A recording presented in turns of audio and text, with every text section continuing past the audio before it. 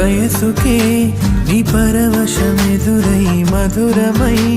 నా లోకమే మురిసే చెలియను ఈ పదమునే నీ భామతో చేసేనే మరువనే నీ పిలుపు మరువనే అలికిడే ఓ తాకిడే ఎదకే వదలనే నీ ఉనికినే ప్రధాని వేణువనే రాసేసి కవనమే నీకే అందిస్తూ నా ప్రేమ తెలుపన చిటికెలలో